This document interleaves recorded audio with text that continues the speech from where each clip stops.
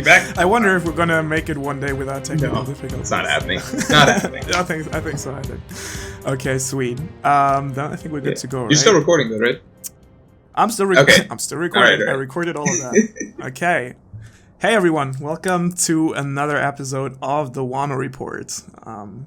We don't have a chapter this week, but we still have a podcast. So we're gonna have more time, hopefully, for your questions, and we're also gonna talk about, in my opinion, an interesting, story connection for the ongoing arc. So I hope you enjoy this podcast. It's not gonna be live today, but thanks for everyone who attended our last stream. It was definitely fun to do. We liked it a lot. And we're definitely going to do it in the future, right? Oh, yeah, definitely. What do you think? That was a lot of fun. I don't know if my channel will be able to... Because Ohara had trouble handling it, and I'm just going to be worse at it than he was. So, I don't know. We'll see. We're going to try and make it a trend, but I had a lot of fun doing the stream, so... Might be streams. It was good. It was definitely had a different dynamic. We had the luck of having Brago there as well, who was helping out with the technical issues. Yeah. So, shout out to him. And yeah, today we're just gonna have the chill version again with hopefully no interruptions. But yeah, we're definitely getting back to that. So with me today, as you've already heard, is again my wonderful co-host, Mr. Morj. Yeah. And I have the pleasure of hosting the podcast the third time in a row. Cause wait, is that Mr. right? Morj, yeah, is that right? Oh my god, I think so. I didn't even think about that. Yep. I mean, I'm not complaining. Okay. But yeah, Mr. Morj wants to put out his next video as a banger, I guess. Maybe. Yeah, we'll see. Maybe. I'm sure it'll be. Just like put some plugins here, yeah. And so yeah, you find this on my channel, but we're also going to go back to Mr. Morj's channel. Don't worry, for those of you who are waiting for one there. And yeah, how you doing in general? How have you coped with no chapter this week? Dude, when there's no One Piece chapter, I just try not to think about One Piece for like the entire week. I just pretend it doesn't exist. So, I've been okay. Now that we're doing the Wano Report, I am remembering that there's this series One Piece that I'm waiting on. PTSD. Yeah. I buried it down, but now it's coming back up. But dude, I think we're going to be fine because I've heard that there's a chapter next week. So, I'm just going to wait on that. Hopefully, yeah, don't... Like that would be crushing for me if it was like it's 2 breaks in a row. Dude, were you a weekly reader during the Marineford to what do you call it, time skip? No, I started after Marineford and after Fishman Island, I think. Okay, so you don't know.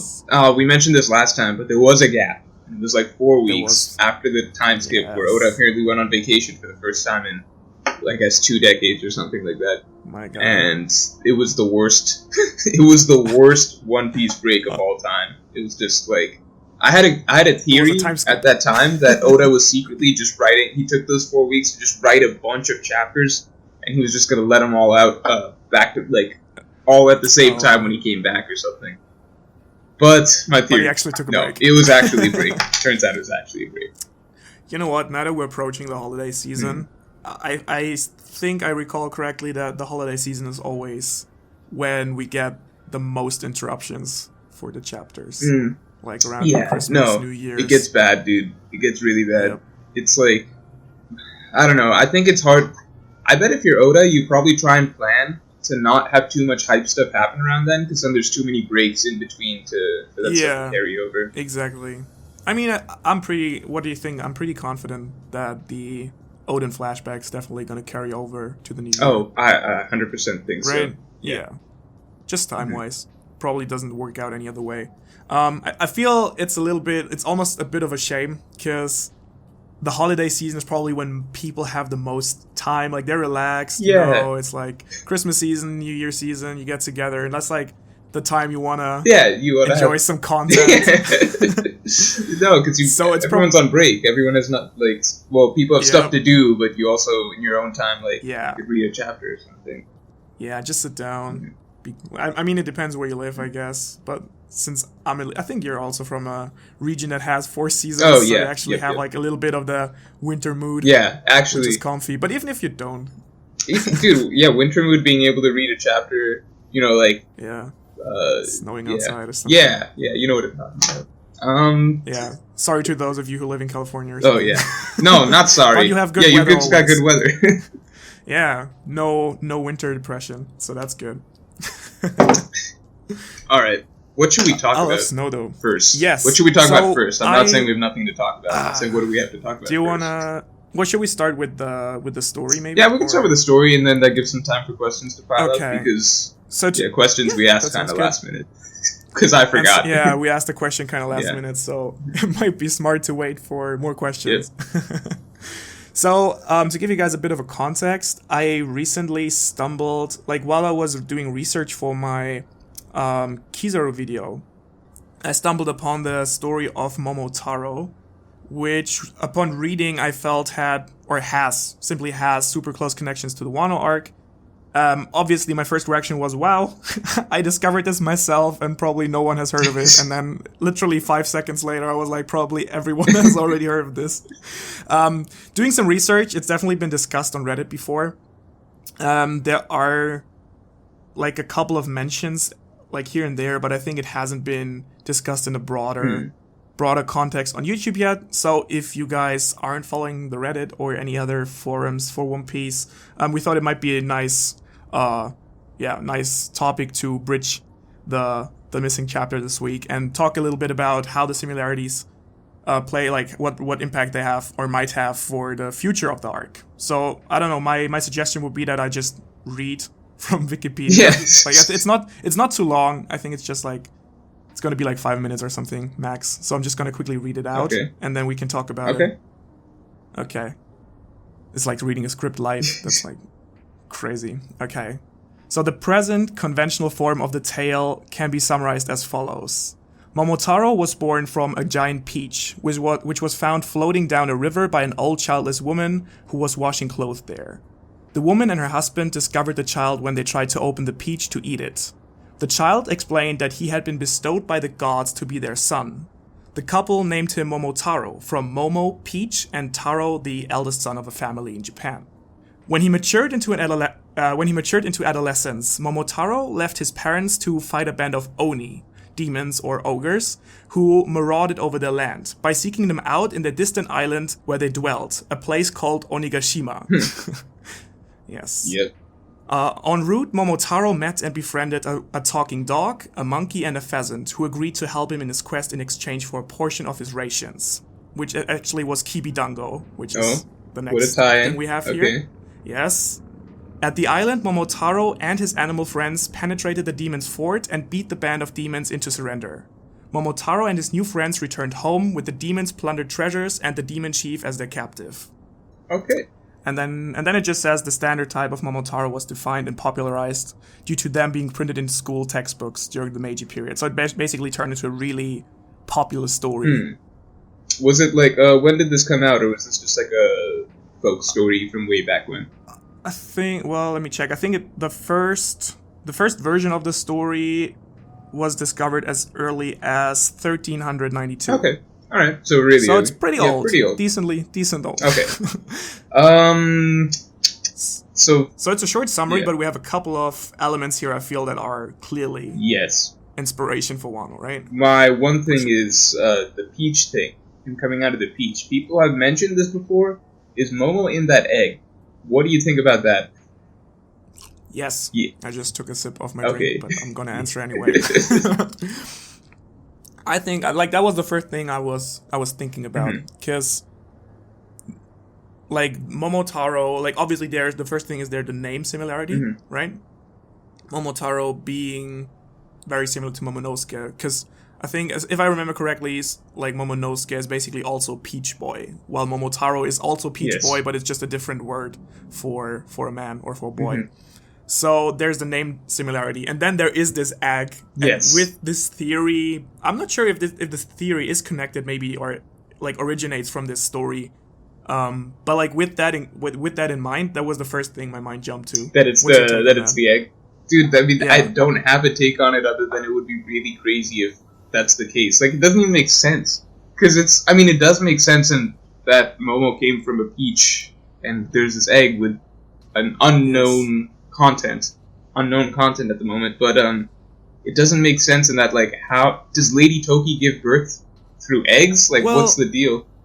I guess you could also say that maybe Oden took the egg with him after he traveled with Roger. He basically took it to Wano, and maybe Toki gave birth to Hiyori. Or maybe both came from the egg, or, but like maybe they're like the couple from the story that just basically took care of the egg. So then in that case, so Hiyori is the actual, let's assume that it's just Momo in there, and that there's not two. Yeah, then Hiyori would be the only child. Hiyori's an only child. That's interesting, but then that would mean that Momo has to be special and stuff, because like kids don't just grow in eggs. Exactly. So I mean, I guess there has been, I don't know what's your take on that, but there's been some speculation that Momo might actually have some relation to Uranus, so it might be related to one of the, or might be the last missing ancient weapon. I have seen that before because he can control Tanisha, right? Exactly, and so I don't. If you like say, that. I think. Personally, just because I don't like it personally, just because I don't like the idea that two of the ancient weapons are people. I think when living people, like I thought it was a novel idea when it's Shirahoshi, because that's kind of really flipping our concept of ancient weapon on our head. But if it turns out that only one's actually a weapon and then two are just ancient people, to me that's a little less interest. That makes it less. It kind of takes away from that concept a little bit. But that's not a way to disprove the theory. It's just why I personally don't like it. Definitely. My argument for it, or it's not really an argument, but you could argue from the point that it's been speculated that Momo might be an ancient weapon, and it's been speculated that the egg on Roger's ship might be the ancient weapon because he's been said to have found one. Yeah. So I guess that would merge these two theories. Well, Roger had read the poneglyphs and stuff like that, so in theory he just knows where they all are at that point. So I don't know if I think it's been stated that didn't Shiki say that he is in possession of one? Oh, I'd have to go back and read that then, or I guess watch the anime of it or something, because that's in the translation. I thought it was like, I heard you know the location of an ancient weapon, and I thought was it a location? That's what I thought, but if it's not, then it's not. I think it's chapter 0. Yeah, right? It's definitely chapter 0. Okay, well, do you think Shiki's ever gonna make a comeback in the actual thing? I'll just drop that really quick. No, right? Yeah. I don't think so. People thought for a minute because of you remember Urashima's tent or whatever the sumo ring was. It was like floating, so people were like, "Oh, Shiki's coming back," and I even saw some people being like, "Shiki is the Shogun," which would have been interesting, I guess, but. Yeah. I'd rather Shiki just not show up at this point. Yeah. I mean, it would kind of take, then you probably wouldn't have wanted to make a movie with him, I guess. Then it's just like... Yeah. Okay, but, no, wait, so beyond the egg thing, what if we land on the egg thing, that it's possibly Momo? Yeah, exactly. Well, so we had the connection of MOMOTARŌ and Momonosuke, name-wise, obviously. Oh, for sure. I know that. And then, well, we could, you could say, since you have the connection of MOMOTARŌ, hatching from an egg, you could, from a peach, you could say, okay, maybe Oda's take on that is the egg. Yeah. It could definitely also, the egg could be unrelated, and maybe Oda just didn't take any inspiration from the peach thing, except from the name. But then we don't know what's in the egg at all. Then we still don't know what's in the egg. Yeah, that's interesting. Well, the next interesting thing, I guess, is the thing with the 3 animals that MOMOTARŌ befriends. Because I actually stumbled upon the story when doing my research for Kizaru. Because obviously, as you might or might not be aware of that the code names for the admirals are based on this story. So it's the pheasant, it's the monkey, it's the dog. When I first heard that, because I think I've known that for a while, that it's based off some Japanese tale. They're the trio of names or whatever. But then it was only when I didn't actually know what story that was until this Momo stuff started popping up, which is basically there's a story, and then I realized that trio is from that story, which is a weird connection because it's they're totally unrelated as far as I can tell. To Wano? It's not as though Kizaru, Aokiji, and Kaido you mean the admirals. are going to be following Momo and helping him take down Kaido. Well, I think actually the next really interesting twist in that story is that we already have seen the MOMOTARŌ befriends these three animals by giving them kibidango, right? And we've already seen Otama befriending a dog and a monkey right at the beginning of the story, right? Yes, that is true. She did befriend a dog and a monkey right away. That's true. So okay, that kind of makes you wonder if, is Oda's inspiration, is MOMOTARŌ actually Oda's inspiration for Momo? Or is it his inspiration for Tama? It might just be general soft, influence for everything.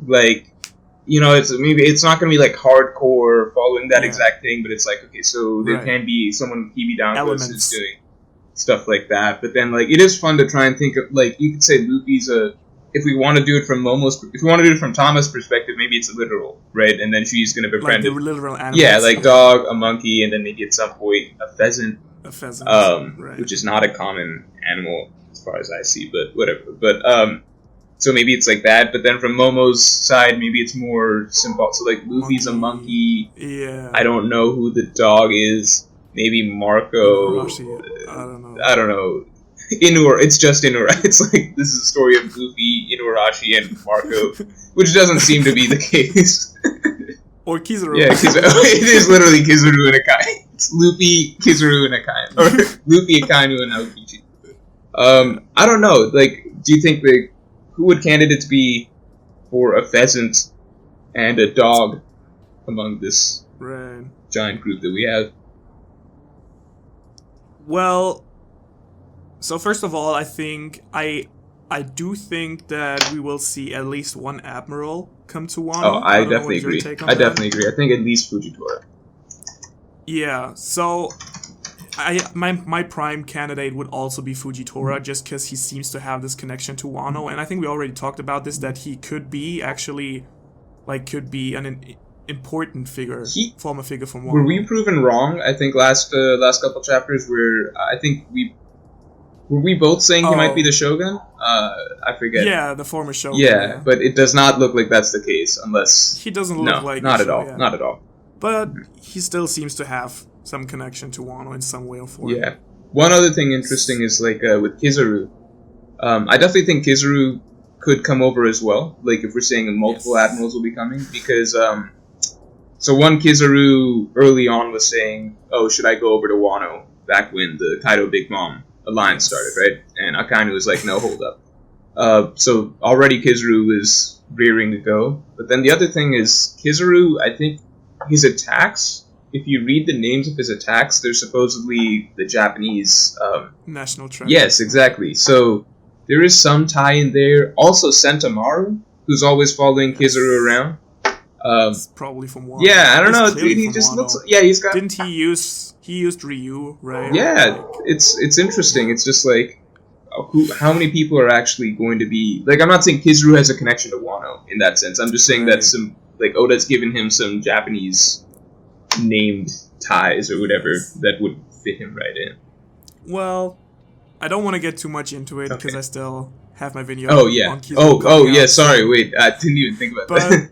But no worries. But I definitely think that Kizaru, even though we had him on Sabaody, next to Green Bull, I think he's the only admiral that still needs an arc where he gets some actual characterization. Because we actually know kind of a lot about Akainu. We kind of have a good picture of Aokiji. We kind of have a good picture of Fujitora. When it comes to Kizaru, especially when I did my analysis on him, which I don't want to spoil too much, but there's definitely less we know about him than about the other admirals. obviously, taking out Green Bull, who we don't know anything about yet. But no, you're very right. So I didn't think about that. Yeah, I still think there might I think there's still one arc where Kizaru might have to be at least one of the predominant admirals. That's that. Yeah. I don't know if that's one of the things. Is I don't know if Kizaru is gonna be ever be that fleshed out as a character, because I don't know if he has that much more depth to him the way a Fujitora would, or an Aokiji or a Kainu. But at the same time, it's Oda, so he likes doing that for as many characters as he can. And Kizaru is obviously really, really important in terms of strength and everything. In terms of his place, he's one of the three most important pieces that the government has right now. So I do hope that we see more of him in Wano. And his ability is just cool. think everybody loves I'm Luffy. biting my lips here because I do have some more takes on that, but I don't. Okay, I won't say spoil anything. too I won't much. say anything. Yeah, no, it's fine. Let's definitely note that down, and we can get back to that maybe next week or something. Wait, so we got the yeah. So maybe to round, because the story summary isn't too long. I think obviously the thing that is very reminiscent is that MOMOTARŌ went to an island called Onigashima where the demons dwell. Mm-hmm.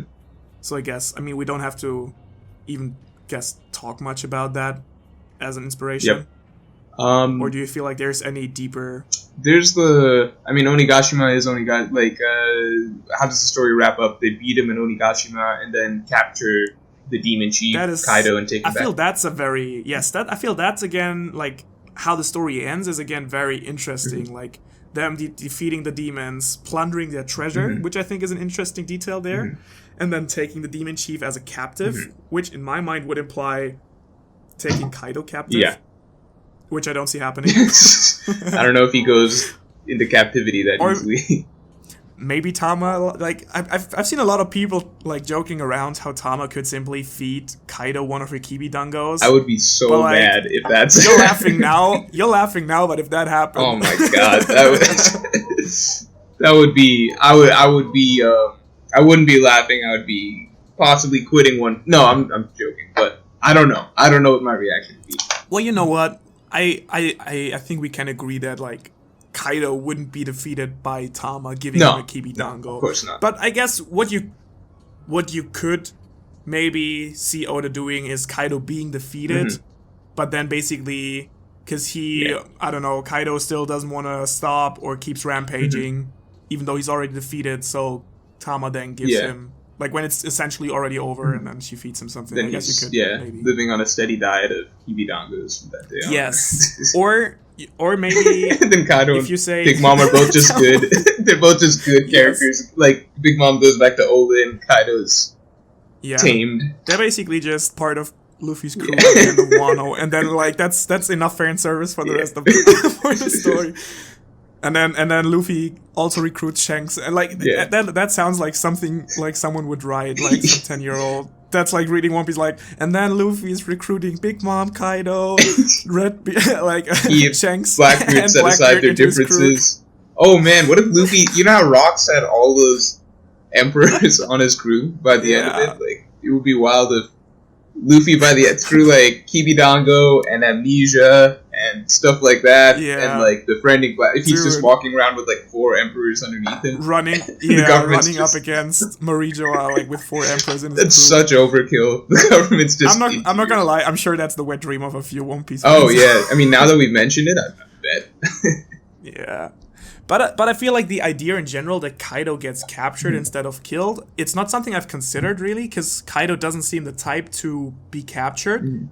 But there might be some interesting implication with carrying if Kaido survives, but they still take him down, that Kaido gets captured by Luffy maybe or whatever, and like they're like that carries over into another arc maybe. Do you feel like there's a chance for that? Or I mean, I personally preferred when. I mean, this is my preference, right? So this is not what I think. I personally prefer it when a villain's beaten, then their main impact is, like, at least... Over. Yeah, like, so you have guys like Crocodile and stuff, but, like, Crocodile was beaten, and he was beaten soundly. Like, he was out of the story for, like, a long time. And then it was, like, hundreds and hundreds of chapters later, and it was like, okay, now it would be interesting if you came back, but you're not going to be the main arc villain ever again. So that's what I prefer, and, like, we're close enough to the end of the story that I would rather if, like, Kaido's beaten here. Like, we've been working to beat Kaido for so long. If Kaido's beaten here, I would prefer it if he's just out for the count, basically, for the rest of the story. That's my preference. Actually, yeah. I've recently gotten a lot of new ideas for videos that are non-character analysis-wise. So I actually might do a video on villains in general in One Piece. I've been thinking about that.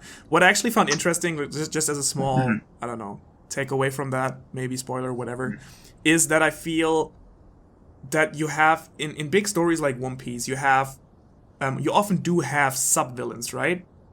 So, for example, Crocodile would be an arc villain, while Kaido, I guess, would be a saga villain in that case. And what's really interesting, then you would have like someone like Blackbeard, who's actually the story villain, because he's literally the only big antagonist of Luffy that we know that that has the same goal as Luffy, just with a different take on it. Yeah.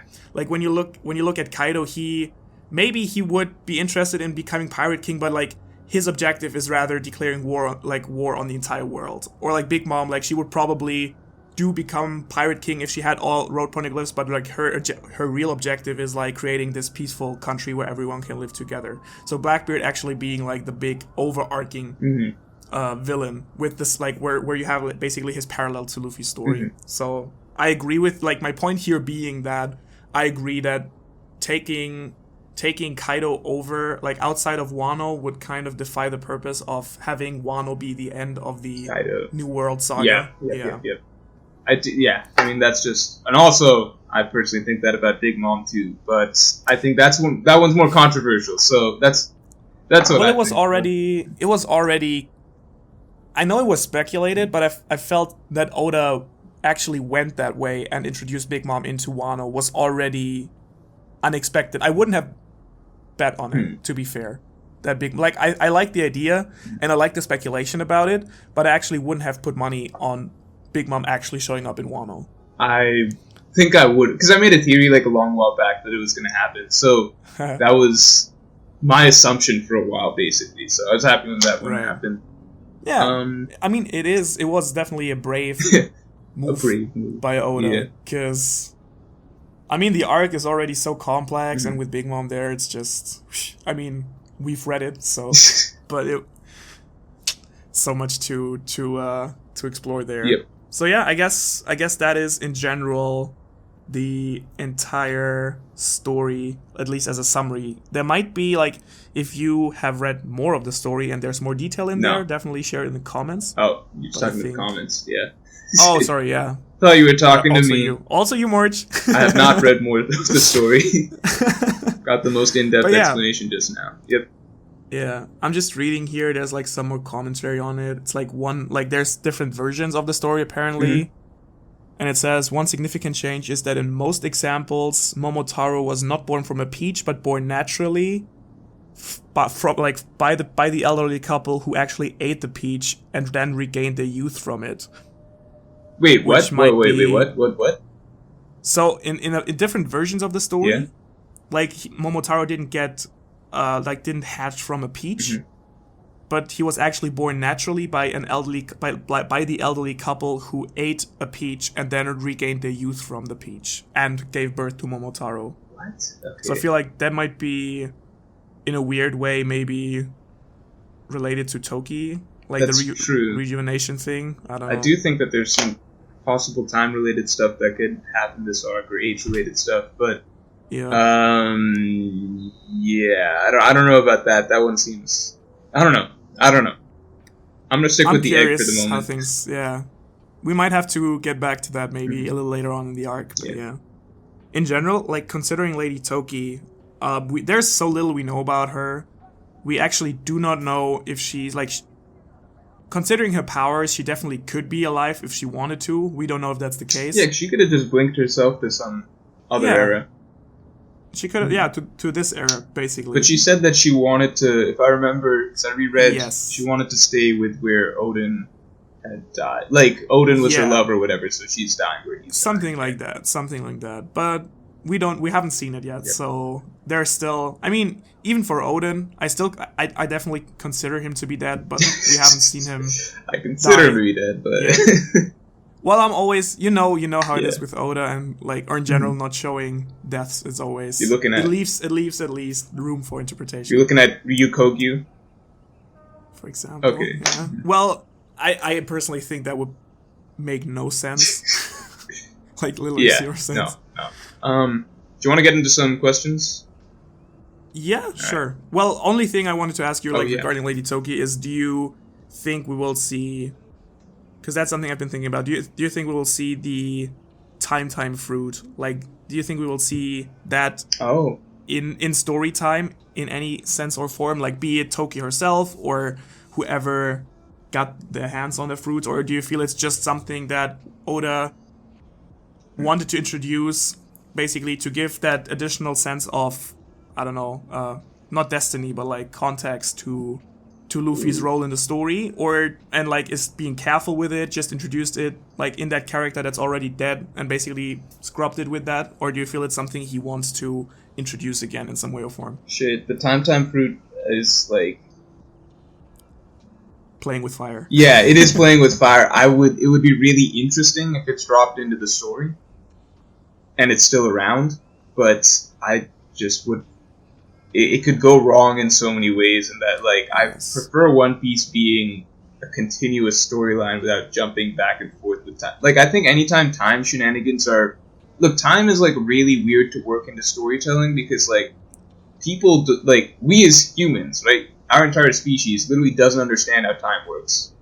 Yeah. Like we do get it to a degree, but we don't have a full understanding of like, you know, like there's differing opinions on what it's a concept. Yeah, it's a concept and stuff. So like at least our everyday understanding. Yes, we have our 1 o'clock, 5 o'clock, 6 o'clock stuff, but like we don't have a full understanding of like time travel, time shenanigans, stuff like that. Like, can you go forward? Can you go? Like most people say, I don't know. There's split stuff on it or whatever, right? Some people say it's just sci-fi, but that's the thing. Like when you're bringing something like that into it, then like you as the author, you're just creating a storyline that's already going to be confusing and a little, maybe not confusing, but just pretty out there and really throwing a wrench in like how normal storytelling flow goes, kind of. And yeah, I just don't.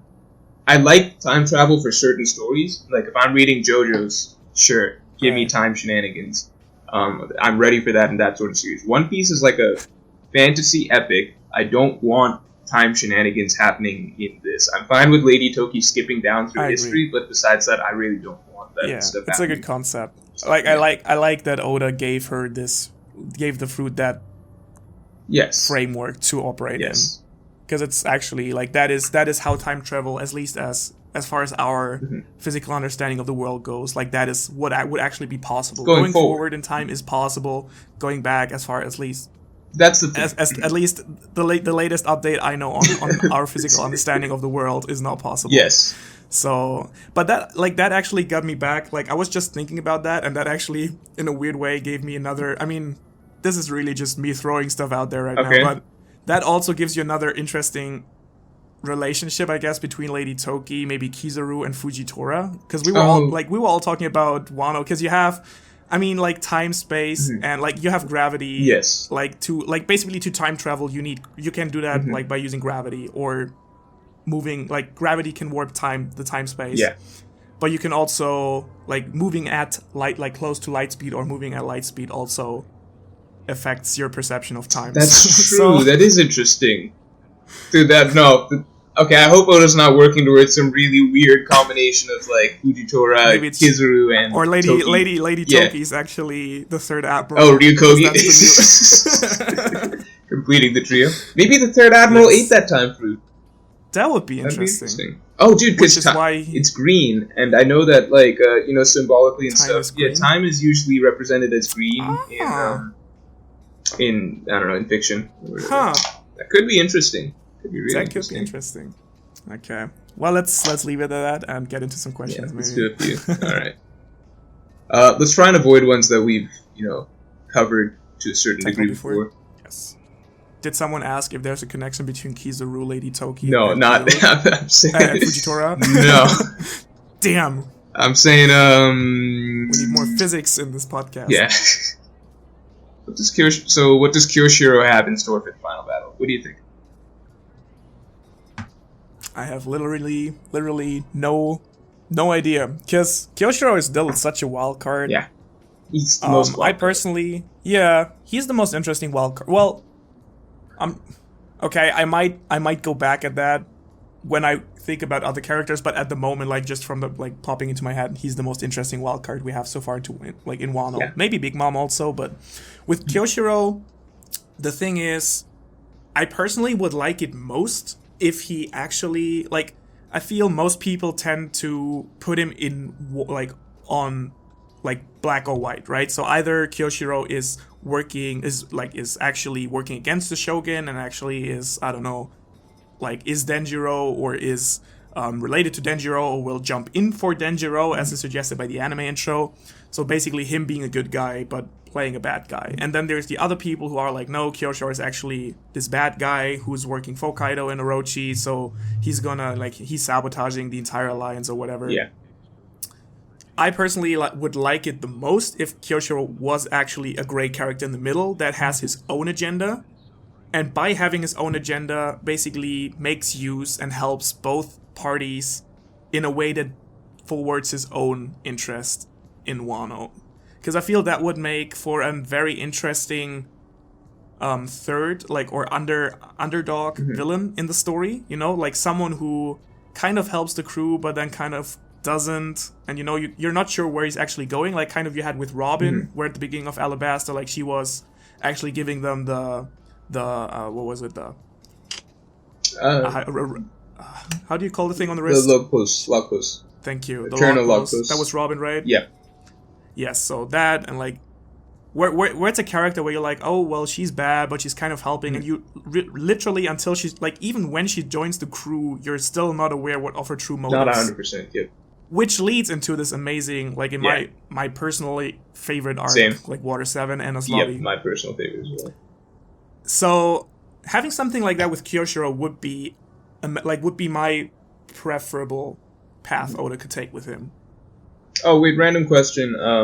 Did you catch up to One Piece reading or watching? Just wondering. Watching. Okay. I think yes. Okay. Anyway, I was just wondering. Yeah.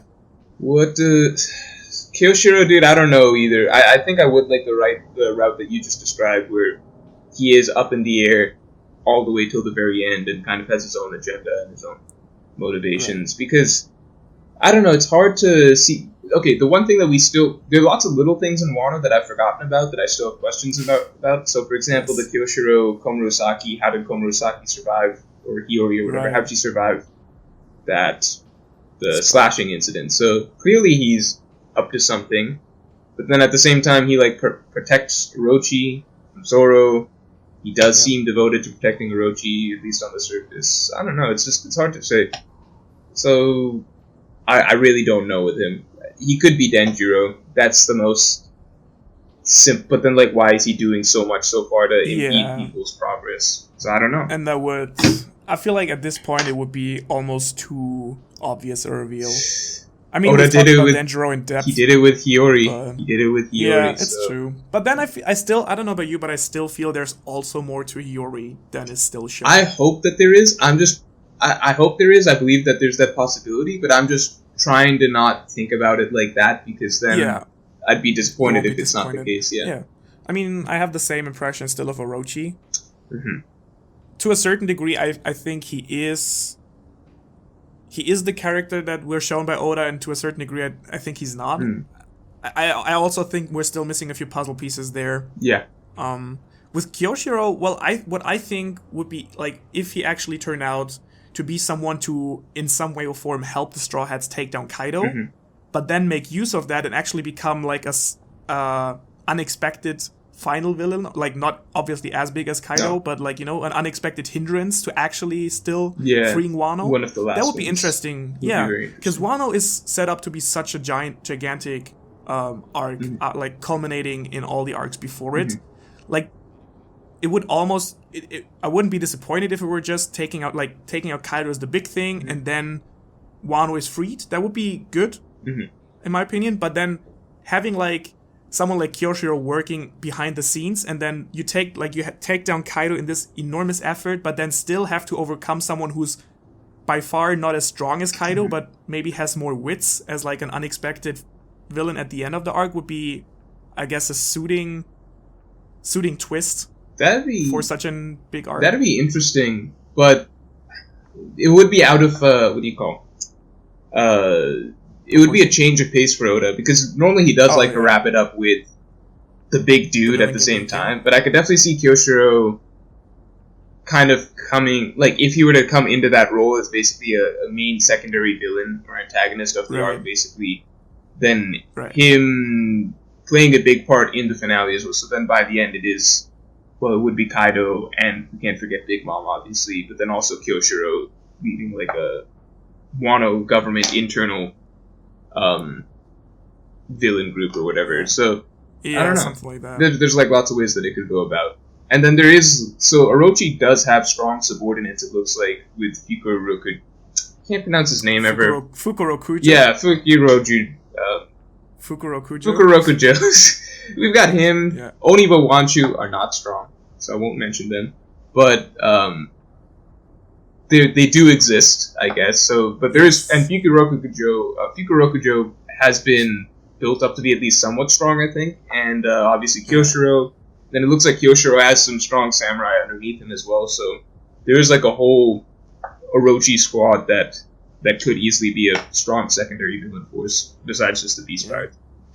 And I mean, we just recently got introduced to the numbers, so we the numbers. More strong. I keep forgetting about the numbers because the numbers are actually a really cool addition, because it did seem like maybe Kaido's a little undermanned for the entire. Obviously, Kaido himself is a huge threat, but if you take him out of the picture, then unbalanced. Then they're going to be in some trouble, because like Inuarashi and Nekomamushi themselves are both close to equal, and Ashura Doji.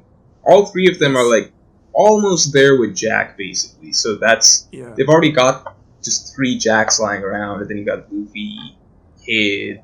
Well, you can't count Kid, but like Law, Zoro, Sanji, etc. So it almost gets them balanced. Repujo had a question. Oh. There's an all-out war in Wano. There'll be any rooms for 1v1s, or just Big Kaido, Big Mom against Luffy and company, and the rest are little clashes? I strongly believe that this is the arc that we finally get 1v1s. But I guess I can't back that up other than saying that One Piece so far has been, in the main arcs arcs that have had a lot of build up to them do always culminate with big 1v1s, so an Alabasta or an Enislavi and stuff. Marineford obviously the exception, because that wasn't about that. Yeah. But I mean, we didn't have that so far in the New World, so it would be more than appropriate. Yes. And even when you go back to fights where the Straw Hats, where like members of the Straw Hat crew actually had to go all out, like for example, like Frankie versus Mr. Pink. Yeah. I think Frankie definitely had to fight at his limit. I don't think Frankie fought all out. He didn't even try. I mean, he did try, but he just did mostly punches. You think it was more like a battle of ideals? Yeah, he did it more. I mean, he did it. He really hard committed to fist fighting when Frankie could use it. Yeah, he could use. He could bust out a lot of more weapons and stuff like that. So. Well, yeah. I guess my point being that except like Luffy fighting Dofi and Katakuri, so far in the New World, I didn't with any of the Straw Hats that actually got a fight, and that's not even all of the not even all of the Straw Hats got a meaningful fight, but those that got, it never felt like that was a fight that was meant to progress their character, that was meant to put them on the edge. Exactly, and I think the 1v1s are actually very important. It's not just getting a fight. Oda really likes making the characters grow over the course of the fight and everything. So that is actually really important for their character addition. And fans of our channels know that we both of us don't put physical strength or power ups like on our top priority list for the story. No. But at the same time, still since power still is so essential in the One Piece world. Yeah, I mean, I do want to see the characters get a lot stronger. That's actually maybe what I want. We want to see them kick ass. Honestly, if they don't get development during the fights, but they get power-ups, I'd be totally fine with it. I just want to see... yeah, I do want to see a lot of 1v1s for the strides this arc. Yeah, for sure. So that is what I think. And I think we'll have to take the time for that. But, of course, that would make the entire arc a lot longer. Yes. I also think that there will be multiple 1v1s for each Straw Hat, so I'm even more out there, I guess. But that's because I believe... I don't know, I think Wano's a very, very, very big growth arc for the Straw Hats, so I do think... so, for example, stuff like... Even stuff... Zoro being told that Enma can become a Black Blade, but you need a lot of battles or something along those lines. To me, that suggests you need that... to constantly fight with it using Haki. I think this will be a very long... I've been saying this, I think it is a very long arc. I don't think it's all culminating tomorrow at the Fire Festival, personally. I do think we are going to get a lot of battles for the Straw Hats over the course of the arc. I mean, we've talked about that so often. Like, there's so many opportunities to take this arc in a gigantic direction. Mm-hmm. Like, you could... I personally still like the idea of having this arc intern fight at, like, in the middle now with Onigashima, where it's actually the Straw Hats and, like, the Wano people against Kaido, Orochi, and Big Mom, and then actually expanding that entire setting towards the end of the arc with more people streaming into Wano with the Marines. I really like and that so on too. and so forth. I think that'll happen honestly by the end of this act. So yeah, whenever this Fire Festival stuff. So you mean that the Fire Festival battle seems to culminate in one or the other direction by maybe either Kaido or the Straw Hats group dominating, and then they get interrupted or something? Like, that would be interesting. I mean, part of it is, and this is going too far down my thought process of, they're not going to win the Fire Festival, but then part of my thought process is, I do feel like, from the stuff Sengoku was saying to Akainu, I do feel like the time is coming that they kind of gotta send people over to Wano, and it's important that stuff happened, that those discussions and stuff were in the past, like over the past week or whatever, so we haven't been seeing exactly what the Marines are up to today, in the present day, or what their current movements are. So to me, it does seem possible that if the Straw Hats Alliance, if they have any hope of surviving this encounter, it would be through outside interference, basically interrupting, giving them a chance. And there was discussion, which was basically that I think Kinemon or somebody said that if we can't pull this off today, then there won't be another chance, because Kaido would go and, like, if we retreat here, then Kaido would go and just destroy us over the course of the next week or whatever. We can't regroup after this. But that's not the case if Kaido and Big Mom are occupied with other bigger fish to fry, basically. So that's my thought process at the moment. And I mean, I agree. And I think it would also be, for example, a nice twist to have the Fire Festival culminate in the opportunity to actually take down Kaido by some external influence, and then take that away. And, like, basically you say, okay, well, this, like, under these and those special circumstances, now we actually have the unexpected chance to take out Kaido. Then obviously it doesn't happen for some reason, and then the Straw Hats actually have to, like, Luffy actually has to go back and go to the gym first. Something like that. So that, I guess, that would also be an opportunity. Okay, let's get in one more question. Yeah, sounds good. I guess, and then we can wrap this up. Don't have to go 3 hours every time. Yeah. Well, Kentama tamed Kaido. We already kind of talked about that. What else? Do you have your eyes on anything? Oh, no. I think I picked the last one, so whatever you want to do. Right. Is Doflamingo getting out of Impel Down? Oh. What do you think about that? Oh. Fun theory, I guess. Fun theory? Maybe. Small theory. I'm gonna rate it. Okay. You know how in the news there was... I don't know if this is viable, but you know how in the news there was that story about there's supposedly an assassination or something like that happened in the...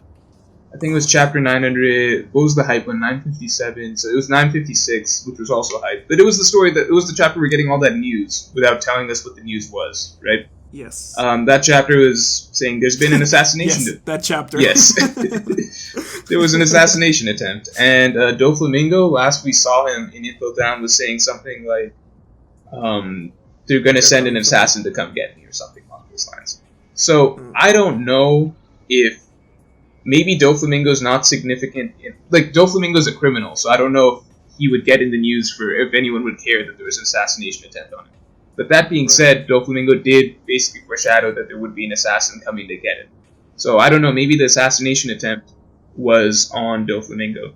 That's my thought. I don't think Doflamingo just got off-screen killed, but would be interesting. Huh.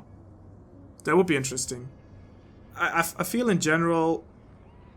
Doflamingo is one of those characters that I feel Oda has, similarly to a crocodile, has kind of set up to potentially at least reappear in the story or play a further role. Like the fact of him being an insider of the Celestial Dragons, basically, makes him interesting. It makes him very interesting.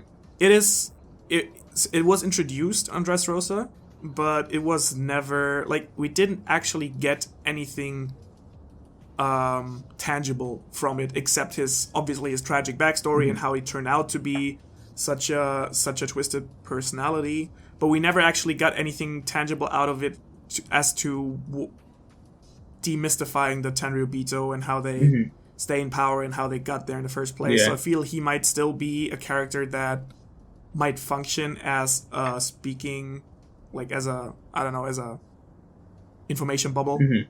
No, that's very true. He could definitely, because he knows stuff. He knows a lot of stuff. He just has. He might be the one actually to explain. Now that I think about it, maybe it's through him that we get an explanation of whatever the sacred treasure actually is, or whatever the straw hat is, or whatever. Because I don't know if Im's ever gonna just like step out and be like, "Here's what it is. Like here's my ability." The typical villain thing. Yeah. Haha. Now that you're already defeated, I'm gonna tell you my plan. Yeah. So no, that would be interesting. I personally hope that Doflamingo's not out of it for the story. My only thing is that the difference with him and Crocodile or like a Lucci or those guys is that it felt like they're like, now it feels like we're in the end game. So Luffy just beat Doflamingo, so it's different than like bringing back a Crocodile like hundreds and hundreds of chapters later, whereas with Doflamingo or like a Lucci or something, whereas with Doflamingo it's kind of like it feels like the dominoes are falling, so it's hard. I would prefer him to come back and be relevant again, and maybe even get some interaction with the Celestial Dragons after all the stuff that happened to him. But then at the same time, it's hard to say, is Oda going to bring him back when his fall was so recent and his fall was so impactful for the story, basically. So, I don't know. I'll say I hope Doflamingo comes back. And I could definitely see a role for him.